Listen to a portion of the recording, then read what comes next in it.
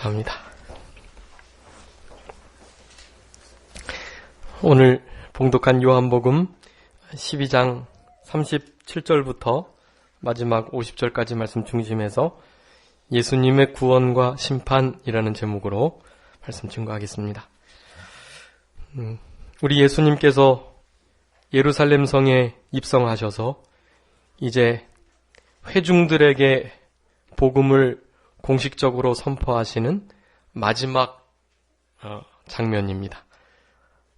그러기에 그때 이제 좀 있으면 예수님 못 박혀 죽으실 것인데 예수님의 전도의 사역 가운데에도 물론 많은 이들이 믿긴 했지만 정작 믿어야 할 유대의 지도자들은 믿지 않고 어떻게 하면 예수님을 잡아 죽일까 그런 생각만 하고 있었고, 그렇지만 우리 하나님은 심판하러 오신 것이 아니고 우리 예수님은 구원하러 오셨기에 정죄하지 않으시고 예수님을 믿지 않는 것 자체가 이미 심판을 받은 것으로 말씀하시면서 예수님의 마지막 하신 말씀이 결국 심판을 하게 될 것이다. 그렇게 말씀하시고 정말로 애타고 간절한 심령으로 마지막 믿음을 가지라는 선포의 말씀을 하십니다. 그래서 44절에 예수님께서 외치시면서 말씀하셨던 것입니다. 우리 주님의 외침, 지지난 시간에도 한번 말씀드렸는데 우리 주님은 그저 진실로 진실로 이르노니 이런 말씀도 안 해도 우리 주님의 말씀은 진실하시기 때문에 그렇게 듣는 자들은 마음 열고 들으면 다 믿음이 생길 수밖에 없는데 그러지 못한 이들에게 우리 주님은 진실로 진실로 선포하시고 그리고 오늘 본문처럼 외쳐서 말씀하셨다. 우리 주님의 말씀이 늘 이렇게 큰 나팔 소리와 같이 외치는 소리로 들리셔야 되겠고 그런 외침의 소리에 회개하고 더욱더 견고한 신앙으로 빛 가운데 살아가면서 하나님께 영광을 돌리시는 우리 영화교회 모든 성도님들의 삶이 다 되셨으면 좋겠습니다. 오늘 36절 후반절에 예수께서 이 말씀을 하시고 저희를 떠나가서 숨으셨다라고 말씀합니다. 8장에서도 한번 숨으신 적이 있으셨죠. 그때에도 예수님을 돌로 치려는 자들이 있었습니다. 그렇게 아브라함이 있기 전에도 내가 있었다고 말하니까 하나님과 내가 하나라고 말하니까 그 예수님을 그냥 그대로 둘 수 없어서 돌로 치려고 했었던 것입니다. 그때 숨어서 성전으로 피하셨는데 오늘 본문은 이제 아예 다른 지역으로 숨으셨습니다. 아마 베다니에서 잠깐 입성하셨다가 다시 베다니로 돌아가셔서 그렇게 쉬셨던 것 같습니다. 아직은 때가 아니기 때문이에요. 이미 그 위에 이제 헬라인들이 와서 이렇게 예수님을 배우고자 할 때 그것을 하나님께서 이제 마지막 사역을 이루실 때 인자의 영광을 얻을 때 즉 십자가에 못 박히시고 부활하신 때인 줄 알고 이제 때가 왔다고 비로소 선포하시긴 했지만 아직도 한 주간의 예루살렘 성 사역을 하셔야 되니까 아직 때가 안 돼서 그렇게 숨으셨던 것입니다. 두려움에 피하신 것이 아니라는 것을 우리는 잘 알고 있습니다. 그렇게 해서 이 37절에 보니까 이렇게 많은 표적을 저희 앞에 행하셨는데 그렇지만 저들이 예수님을 믿지 않았다라고 말씀합니다. 이 믿음은 늘 말씀드리지만 기사와 표적을 보고 믿는 것이 아닙니다. 어떤 것을 깨닫고 알고 난 다음에 믿는 것이 아니에요. 먼저 믿게 되면 그러면 알게 되고 깨달아지게 하시고 또 분명히 진리의 지식으로 남게끔 해 주신다고 말씀했습니다. 그런데 이렇게 많은 표적을 지금 우리 요한복음 12장 전까지 총 몇 가지 이적 있었었죠? 총 7가지 이적 있었습니다. 너무나 중요한 이적들인데 근데 그 이적보다도 훨씬 더 많은 이적과 기적들이 있었어요. 요한복음 20장에 보면은 예수님의 하신 기적이 너무나 많아서 그런 예수님의 행하신 기적적인 일들 그런 행하신 역사들을 낱낱이 기록한 책들을 둔다면 이 땅 전체에 두기도 부족하다. 그렇게 말씀하실 정도로 많은 기적과 이사들을 행하셨던 것입니다.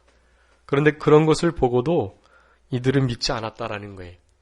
하나님께서는 많이 맡긴 자에게 더 많은 것을 바라시고 이렇게 기적과 이적을 보고도 믿지 않는 자들은 하나님께서 더 책망하신다는 것. 마태복음 11장에서 말씀하십니다. 우리는 예수님 보지 못하고 믿는 거 복된 것이고 기적과 이적이 아닌 그런 진리의 말씀을 가지고 이렇게 복음을 믿었다라는 사실이 얼마나 복된 신앙인지 알 수가 없고 그런 것에 우리는 늘 감사해야 할 것입니다. 물론 우리가 잘해서 믿은 것이 아니에요.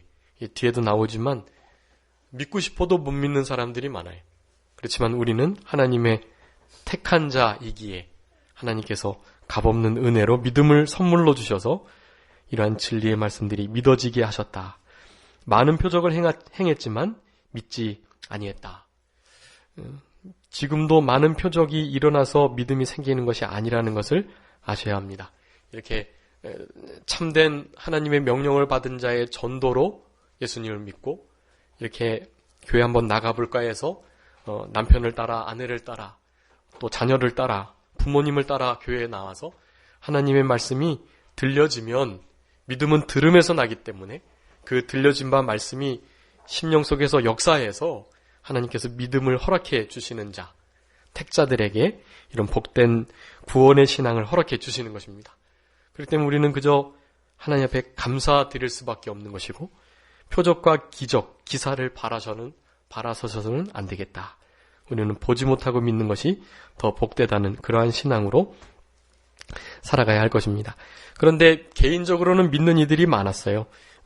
2장부터 시작해서 4장, 7장 31절, 11장 47절 예수님을 기적을 보고 하는 말씀을 듣고 많은 이들이 믿었다고 그랬습니다. 그런데 공적인 믿음의 고백, 또 종교 지도자들의 불신앙, 그것은 계속됐다. 공적 신앙 고백은 거의 없었다라는 것이 민족적으로, 국가적으로 우리 예수님을 인정하지 않는 그러한 상태에 있었다는 것을 저를 믿지 아니했다라는 것으로 말씀합니다. 38절에 이는 선지자 이사야의 말씀을 이루려 하심이다 라고 말씀합니다. 믿지 않는 이유, 그 믿지 않는 이유를 성경의 말씀을 응하시려고 그렇게 하셨다라고 말씀합니다. 우리 예수님께서 하신 모든 일들은 하나같이 자의로 하신 것이었고 다 하나님께서 하라시는 대로 그리고 구약 성경에 예언하신 대로만 움직이셨다는 것을 우리는 알 수 있습니다. 그렇게 믿지 않는 이들이 표적을 많이 행하는 데도 있게 되는 것은 이사야의 말씀을 이루시고자 합니다. 주여 우리에게 들은 바를 누가 믿었으며 주의 팔이 누구에 나타났나이까? 라고 했습니다. 이사야 53장에 있는 건데 한번 읽어주시기 바랍니다. 이사야 53장 1절 이사야 53장 1절 메시아장인데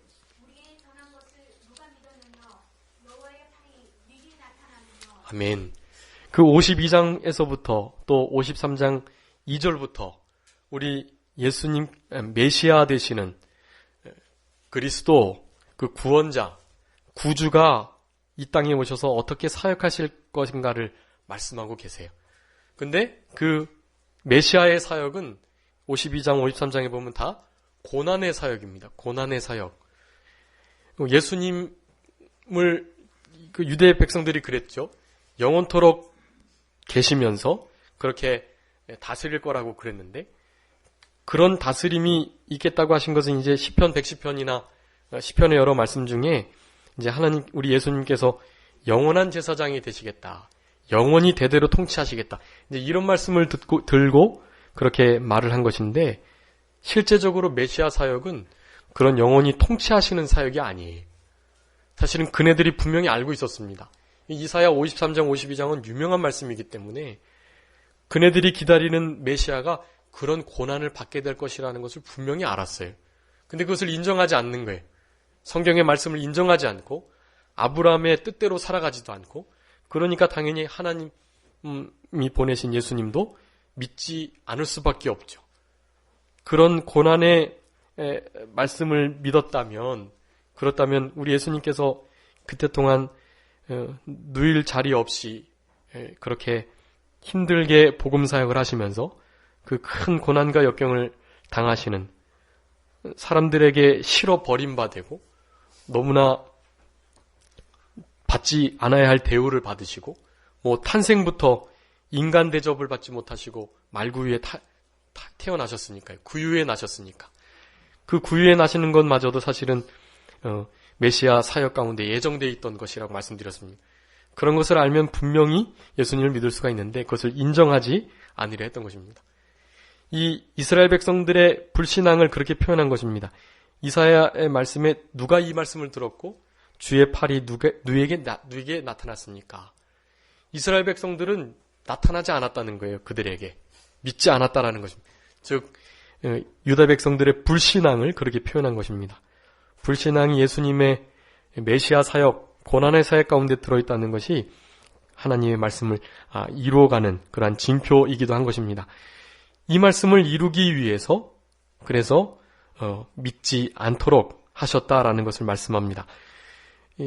그 주의 팔은 주의 권능과 능력, 특별히 구원의 역사의 신적 능력, 그것을 나타내는 것인데, 그런 것이 이스라엘 백성들에게는 전혀 드러나지 않는 것처럼 그렇게 여겨지게 되었다라는 것입니다.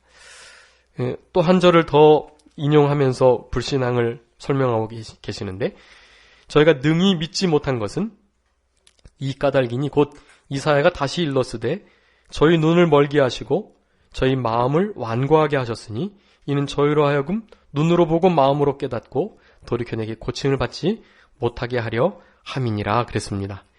이 말씀은 이사야서 6장에 있는 말씀을 인용한 것인데, 거기에 이스라엘 백성들의 마음을 둔하게 하시고 눈을 감기게 하시고 귀를 막히게 하셔서 고침을 받고 주께로 돌아와서 구원 얻지 못하도록 그렇게 하려고 하신다라고 말씀합니다.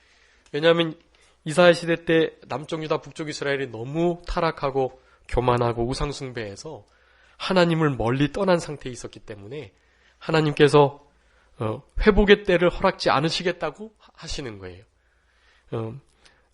그 신학적인 용어로는 그것을 형벌적 눈멈이다 그렇게 말합니다. 형벌적 눈멈. 그러니까 하나님께서 일부러 그리 하셨다는 거예요. 그런데 그 형벌적 눈멈은 인간의 편에서 생각을 해야 하는 것입니다. 그러니까 하나님 편에서 그렇게 하셨다는 게 아니에요. 인간의 편에서 자기의 자유의지를 사용해서 하나님의 말씀을 일부러 듣지 않고 귀를 막고 눈을 감아버렸던 것입니다. 그러니까 하나님이 그렇게 만드셔서 그렇게 된 게 아니라는 거예요. 그 두 가지를 우리가 좀 잘 구분해야 합니다. 성경에서는 그것을 동일하게 혼용해서 쓰거든요. 이를테면 바로의 마음이 강팍해 되었다. 자기가 강팍했다는 거예요. 바로의 마음이 강팍하여 이스라엘 백성들을 출애굽시키지 않았던 것인데, 근데 출애굽기에 보면 동일하게 몇 번이고 하나님께서 바로의 마음을 강팍해 하여 그렇게 쓰고 있어요. 두 가지가 같은 것이에요. 같은 것인데 하나는 하나님 편에서 봤을 때, 하나님 사람 편에서 봤을 때인 것입니다. 그러니까 우리는 하나님 편에 봤을 때의 일은 생각하지 않아야 해요. 내가 지금 이렇게 불신앙으로 가고 신앙생활을 잘못하고 죄를 짓고 또 믿지 않는 거, 이것은 하나님께서 나를 택하시지 않았기 때문이야. 하나님이 나의 마음을 강팍해 하셨고 나로 하여금 믿지 않게끔 불택차로 그렇게 택하였기 때문이야 라고 생각하시면 안 된다는 거예요. 혹자들은 그렇게 하나님 말씀을 오역합니다. 근데 그것은 잘못된 것이고 그것은 하나님 편에서 그렇다는 거예요. 그것을 신학적인 용어로 은밀의지라고 말합니다. 은밀의지. 은밀의지는 우리가 모르는 의지예요.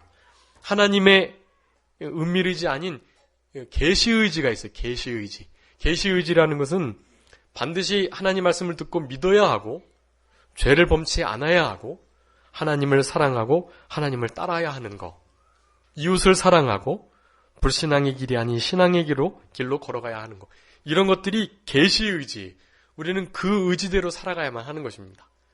그런데 성경에 게시되어 있다고 은밀의지를 나의 합리화의 수단으로 삼으면 안 된다라는 것이, 그 두 가지를 잘 구분하셔야만 합니다.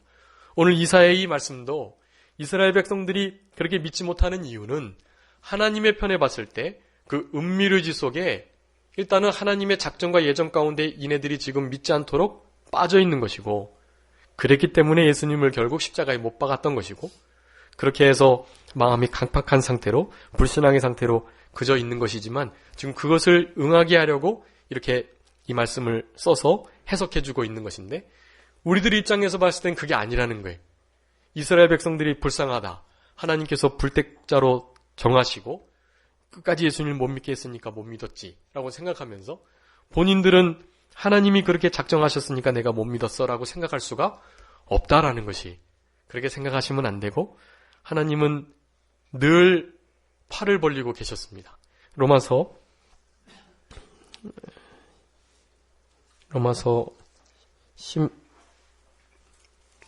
6장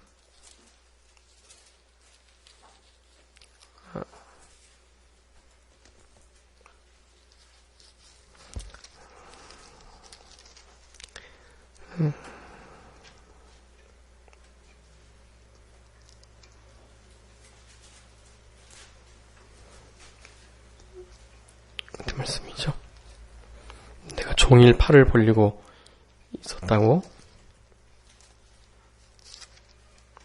맨 마지막 절인데, 로마서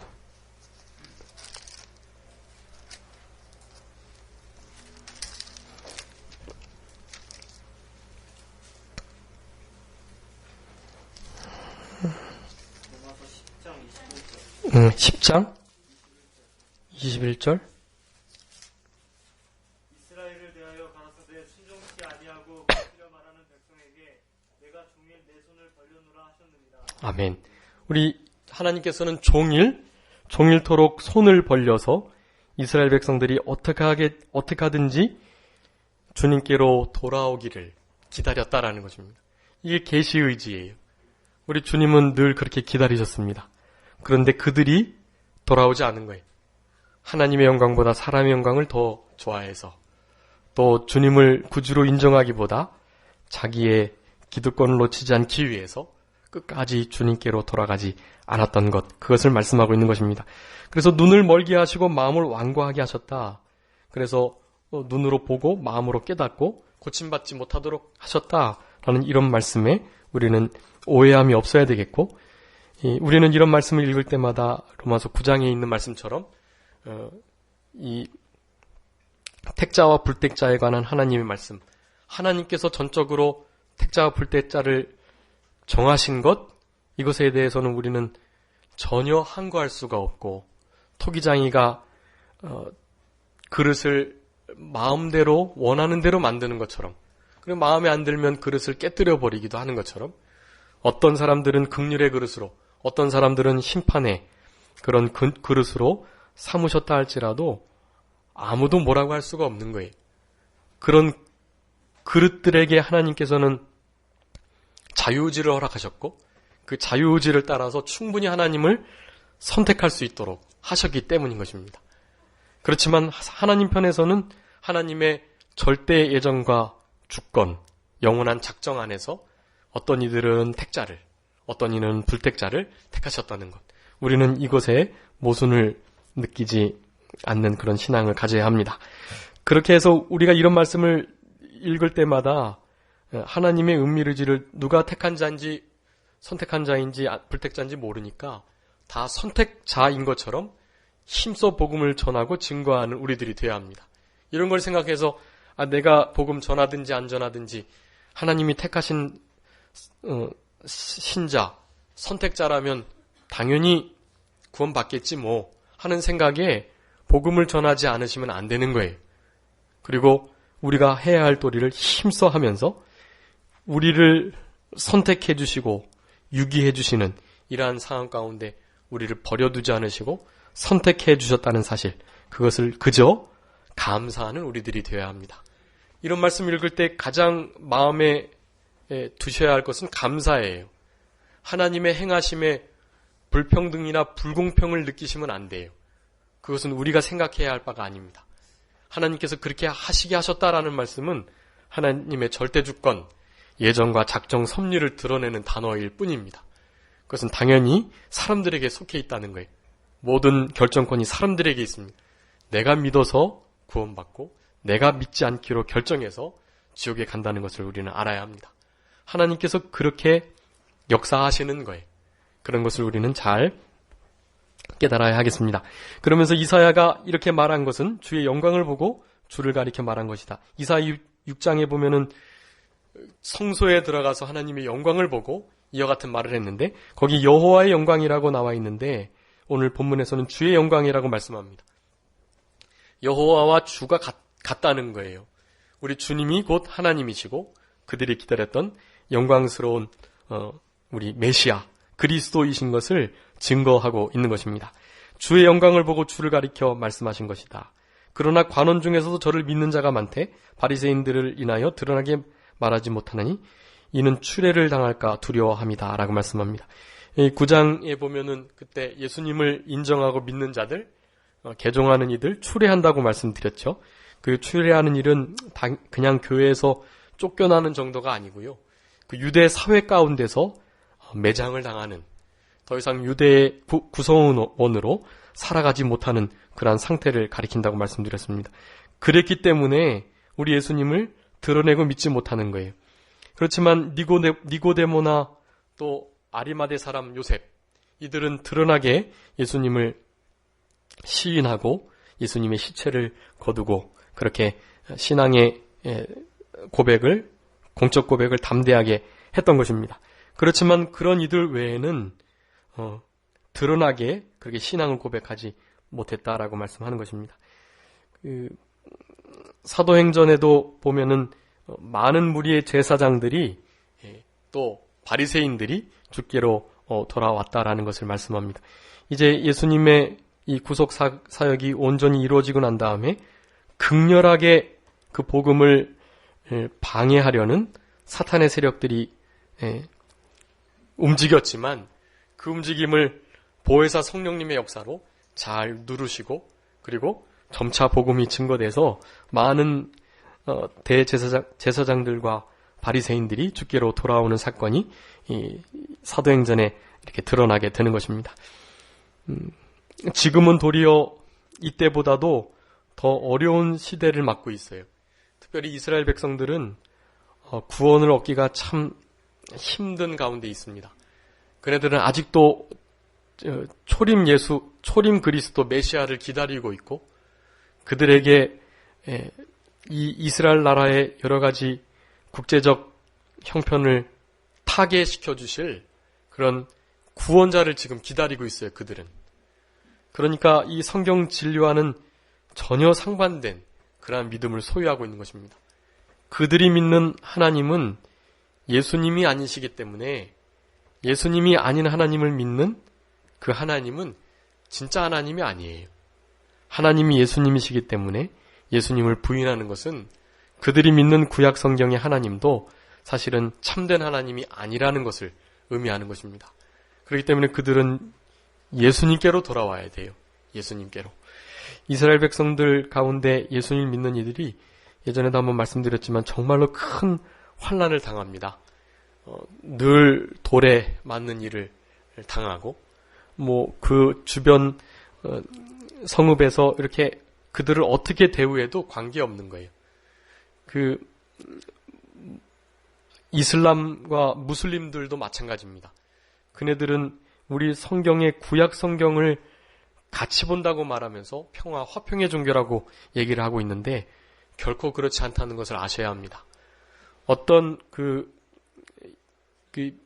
이슬람계에 전공을 한 교수가 코란, 꾸란이라고 하는 것을 지금 잘못 번역했다고 해가지고 아주 많이 미화를 해서 번역해 놓은 게 있어요. 그게 지금 이슈가 되는데 왜냐하면 그런 일들이 있어가지고 그 코란을 잘 살펴보니까 그렇게 나쁘지 않고 진짜 평화적인 종교라고 그 교수가 이렇게 쓴 거예요. 반박을 해서 기독인들 너무 나쁘다. 그렇게 코란 알라를 섬기는 그 이슬람교를 무슬림들을 그렇게 함부로 대하면 안 된다 이런 식으로 이제 글을 쓴 거예요. 근데 그것이 잘못된 겁니다. 그분이. 이슬람에서는요, 무슬림들은 자기 세력을 확장시키고 무슬림들을 점점 늘리기 위해서는 거짓말을 해도 괜찮다고 돼 있어요. 그 코란에. 그렇기 때문에 지금 번역된 그 아주 무시무시한 내용이 담겨 있는 코란의 내용이 실제적으로 맞아요. 그것이 진짜 전문가들이 바로 해석한 것들이에요. 근데 지금 그것을 또 희석시키려고 다른 수단을 지금 쓰고 있는 것입니다. 그래서 진짜 무슬림을 조심해야 되고 그런 일을 우리가 좀 신경을 써서 막아야 합니다. 만약에 무슬림들이 자리를 점점 차지하게 되면 결국에는 그네들의 본색을 드러내게 될 거예요. 그러면 실제적으로 코란에 알라를 믿지 않는 모든 일들을 마음대로 잡아 죽이고 뭐 형벌을 가하고 그래도 전혀 괜찮다고 그렇게 써 있어요. 실제적으로. 그것은 극단 이슬람 IS만이 그런 게 아니에요. 그것이 아주 큰 문제인데 그 가운데도 온건한 무슬림들이 있긴 하지만 그네들도 세력이 확장되면 당연히 그 코란의 뜻대로 움직일 수밖에 없다는 거예요. 그게 진짜 무슬림 전문가들의 말입니다. 그러니까 그것을 그렇게 생각하시고 다분히 많이 기도하시고 경계해 주셔야만 합니다. 그 할렐 음식이라고 그것도 우리가 불매운동을 좀 해야 하고 그것이 결코 깨끗한 음식이 아니에요. 그네들은 산채로 동물들을 잡아야 하기 때문에 너무나 고통스럽게 모든 가축들을 잡고 그런다고 그래요. 그리고 제사를 반드시 드려서 그 할렐 음식을 만듭니다. 그러니까 지금 몇 기업체에서 할렐과 조인을 한다고 하는데 그런 것들을 좀 우리가 조심해서 잘 살펴서 매매를 하는 일들이 좀 있어야 할 것입니다. 어쨌든 이렇게 자신의 신앙을 드러내는 일, 그것이 어려웠던 이스라엘 백성들, 지금 이스라엘, 실제적인 이스라엘 민족들도 진짜 신앙을 드러내기가 어려운 때가 되었는데, 그렇지만 하나님의 영광을 드러내는 자들이라고 한다면 하나님을 사랑해서 자신의 신앙을 담대히 고백할 수가 있는 것입니다. 사람을 기쁘게 하랴, 하나님을 기쁘게 하랴, 하나님의 말씀을 순종하랴, 사람의 말을 따르랴, 당연히 하나님을 기쁘시게 하고 하나님의 말씀을 순종해야 하는 것입니다. 갈라디아서 6장 14절에 있는 것처럼 우리는 그리스도의 십자가만을 자랑해야만 합니다. 십자가를 담대히 증거하셔야 돼요. 그것이 우리의 유일한 소망이기 때문에, 유일한 위로이기 때문에 그렇습니다. 그것을 우리는 힘써 증거하고 자랑해야만 할 것입니다. 빌립보서 3장 3절 말씀 한번 읽어주세요. 빌립보서 3장 3절. 하나님의 성령으로 봉사하며 그리스도 예수로 자랑하고 육체를 신뢰하지 아니하는 우리가 곧 할례당이라. 아멘. 여러분, 이스라엘 백성들이 자기네들은 할례 받아서 구원받았다고 말을 해요. 근데 그네들은 그저 손 할례당일 뿐입니다. 진짜 할례당은 바로 우리예요. 마음에 더러운 것을 제한 자, 마음을 기경하고 귀에 마음밭을 할례 받은 자, 우리가 진짜 이면적 유대인이고 우리가 진짜 할례당인 것입니다. 더러움을 제한 그 안에 성령님이 계시는 마음의 법에 성령의 법을 새긴 우리들이 진짜 할례당이고 그 할례당의 특징을 그렇게 말합니다.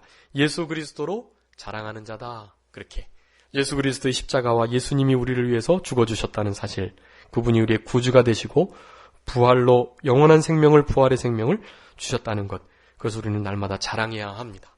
성령으로 봉사하고 내 힘으로 내 뜻대로 내 실력으로 내가 가진 은사로 봉사하는 게 아니에요. 성령으로 봉사하는 것입니다. 그거 다 성령님께서 은사로 주신 줄 알고 성령님께서 주시는 힘으로 성령님의 영광을 위하여 성령님이 주시는 능력으로 그렇게 봉사해야 하는 것입니다. 육체를 신뢰하지 않고 하나님을 신뢰하는, 하나님만을 자랑하는 그러한 우리들, 예수님을 자랑하는 자들이 진짜 할례당이다. 그렇게 우리가 행위로 예수님을 부인할 때가 좀 많이 있는데요. 그럴 때마다 우리는 늘 주님이 우리를 한 번도 부인하시지 않은 것처럼 우리도 한순간도 주님을 부인해서는 안 될 것입니다. 폴리갑이라고 하는 위대한 신앙의 사람이 그렇게 교회를 돌보다가 거의 80년간을 넘게 신앙생활을 했는데 한 번만 예수님 부인하라고 하는 말에, 부인하지 않으면 화형을 시켜버리겠다는 말에 그렇게 대답을 했다 그래요.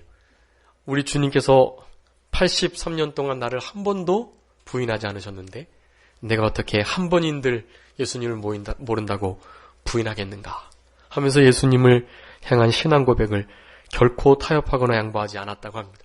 화형을 시켰는데 화형을 당하지 않고 그렇게 그 가운데서 기적적으로 생환했다는 그러한 교회사의 전승들이 있습니다. 그런 우리들이 되어야 될 것입니다.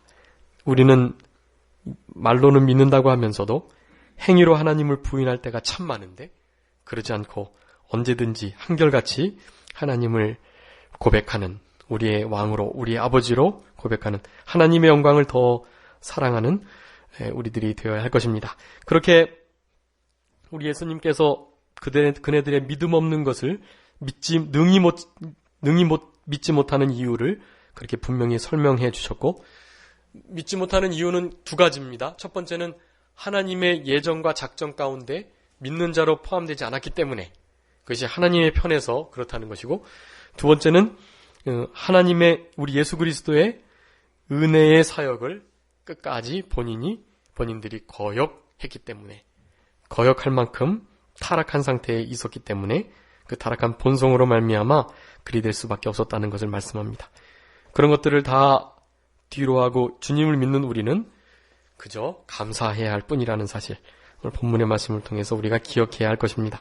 이제 마지막 날 예수님께서 심판하실 것에 대해서 이제 말씀하시는데 이 성전을 떠나시기 전에 하셨던 말씀을 다시 기록한 것입니다. 44절에 예수께서 외쳐 가라사대 나를 믿는 자는 나를 믿는 것이 아니요 나를 보내신 이를 믿는 것이다 라고 말씀합니다. 우리 예수님을 본 자는 하나님을 본 자다라고 말씀하셨고 우리 예수님의 하시는 모든 일이 하나님께로부터 말미암은 것이라 우리 예수님을 믿는 자는 하나님을 믿는 것이나 다름이 없다. 그런데 이스라엘 백성들이 믿지 못했던 이유는 하나님을 믿지 않았기 때문에 예수님을 믿지 못했던 것입니다. 하나님을 진짜로 믿었다면 하나님을 믿는 것이 곧 예수님을 믿는 것이기 때문에 예수님도 당연히 믿었을 거예요. 그런데 그렇지 못했다라는 것은 바로 하나님을 제대로 믿지 못했기 때문에 예수님을 믿지 못한 것이다 라는 것입니다. 45절에 나를 보는 자는 나를 보내신 이를 보는 것이다. 우리 하나님을 본 사람이 아무도 없는데 독생하신 하나님의 형상 우리 바로 예수님께서 하나님의 형상을 따라 이 땅에 하나님을 나타내 주시려고 오셨습니다. 그러니까 우리 예수님을 본 자는 하나님을 본 자인 것입니다. 그런데 우리들은 예수님도 못 뵀죠. 예수님을 못 뵀지만 예수님을 사랑합니다. 그래서 그것을 더 복된 믿음이라고 말씀하십니다. 예수님을 보지 못하고 믿는 자들 그것이 복되다. 예수님을 본 눈도 복된 것인데 예수님을 보지 못하고 믿는 그 믿음 그 눈이 더욱더 복되다는 것을 말씀하셨습니다. 요한복음 20장 29절 말씀 예수께서 가라사대 너는 나를 본고로 믿느냐 보지 못하고 믿는 자들은 복되도다 하시니라. 아멘. 본고로 믿는 것 보고 믿는 것도 참 귀한 것이지만 보지 못하고 믿는 것이 더 복되다라는 말씀을 하시는 것입니다. 그런데 우리 예수님을 믿지도 않았고 예수님을 하나님 보듯이 쳐다보지도 않았던 이스라엘 백성들 결국에는 자기의 영광을 사람의 서로서로 받는 영광을 하나님의 그것보다 더 사랑하였기 때문인 것을 이런 것 자체가 심판이 된다는 것을 말씀합니다. 46절에 나는 빛으로 세상에 왔다. 물은 나를 믿는 자는 어둠에 거하지 않게 하게 하시기 위함이다 라고 말씀합니다. 우리 주님께서 빛으로 오셨다고 요한복음 9장에 8장에도 말씀하셨는데 세상의 빛, 생명의 빛, 사람들의 빛, 심령 가운데 비춰진 진리의 영의 빛, 그 사랑의 빛, 그 빛을 이 땅에 비추셨습니다. 그래서 그 빛 가운데 거하는 자는 형제를 사랑하고 어두움에 거하지 않는데 형제를 미워한다는 것은 어두움에 거하는 것이 빛 대신 우리 주님을 따라 살아가지 못하는 자들이고 빛의 자녀로 생활하지 못하는 것입니다. 그 36절에 빛이 있을 동안에 빛을 믿어라 라고 간곡하게 말씀하셨는데 그 신앙을 아직도 갖지 못하는 이들에게 다시 한번 이 빛을 믿으라는 말씀을 하고 계시는 것입니다. 끝까지 긍휼을 가지시고 팔을 벌리고 계셨지만 믿지 않는 그들. 특별히 이 어두움은 사탄의 일들을 가리키는 것인데요. 우리 주님께서 빛으로 오셨다는 것은 어두움의 일, 사탄의 일을 멸하시기 위함이다라는 것입니다. 요한일서 3장 8절 말씀 한번 읽어주시기 바랍니다. 요한일서 3장 8절.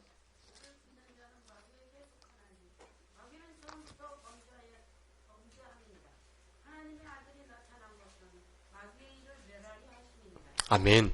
우리 하나님의 아들 예수님께서 나타나신 이유는 마귀의 일을 멸하시기 위함이다. 예. 우리를 죄에서 피로 값주고 사셨고, 그래서 사탄의 일, 지옥의 권세, 어두움의 부패성으로부터의 참된 해방과 자유를 주시기 위하여서 우리 예수님께서 이 땅에 오신 것입니다. 죽어주셨고 부활의 생명으로 우리를 보존하시고 영원토록 살게 하시는 것입니다. 그렇게 하려고 왔는데 사람들이 그 빛을 싫어했다. 자기의 어두움이 드러나니까 사람이 내 말을 듣고 지키지 아니할지라도 내가 저를 심판하지 않을 것인데 내가 온 것은 세상을 심판하려 하심이 아니고 세상을 구원하려 하심이다 라고 말씀합니다. 그런데 실제적으로 예수님은 정죄하시고 심판하지 않으시지만 그냥 예수님을 인정하지 않고 말씀을 따르지 않는 것 자체가 이미 심판이라고 그랬어요. 요한복음 3장 15절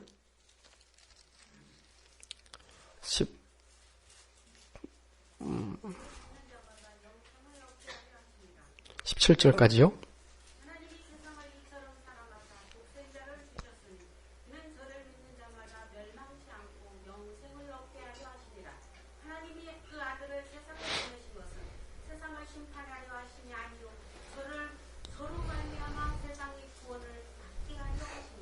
팔절 저를 믿는 자는 심판을 받지 아니하는 것이요 믿지 아니하는 자는 하나님의 독생자의 이름을 믿지 아니하므로 벌써 심판을 받은 것이요. 아멘.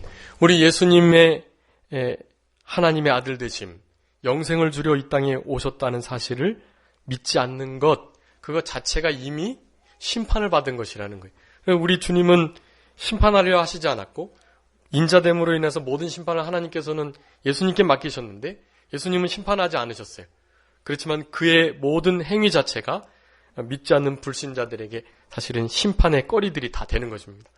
그네들이 예수님을 믿지 않고 인정하지 않는 것 자체가 이미 심판을 받은 것이에요. 그리고 마지막 날에는 우리 예수님께서 심판하려고 하신 것이 아니라 구원하려고 하시면서 반대편에 드러났던 심판의 말씀에 의해서 그네들이 심판을 받겠다. 그렇게 되는 것입니다. 48절에 나를 저버리고 내 말을 받지 아니하는 자를 심판할 리가 있으니 곧 나의 한 그 말이 마지막 날에 저를 심판하겠다라고 말씀합니다.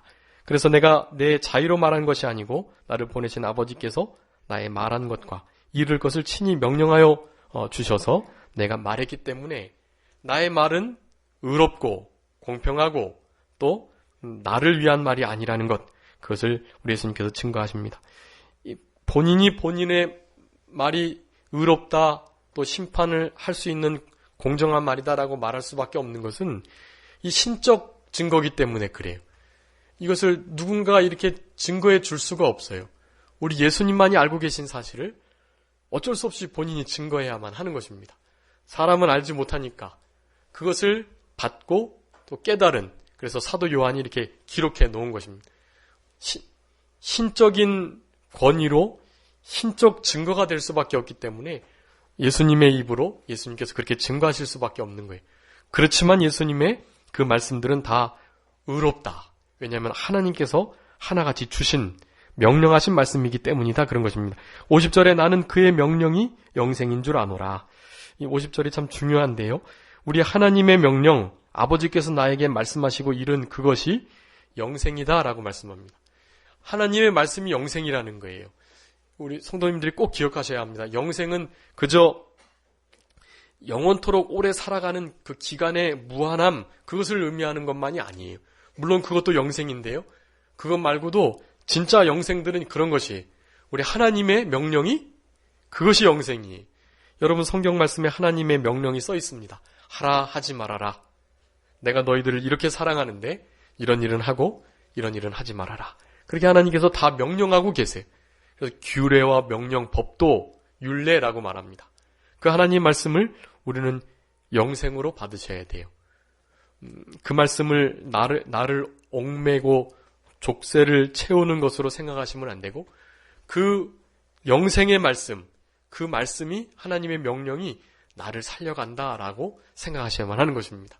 지금 이렇게 말씀을 들을 때에도 하나님의 말씀에 걸리는 것과 또 이렇게 찔리는 것과 또 물론 위로받는 것도 있고 그러실 건데 그런 것들을 하나님의 영생의 말씀으로 들으셔야 돼요.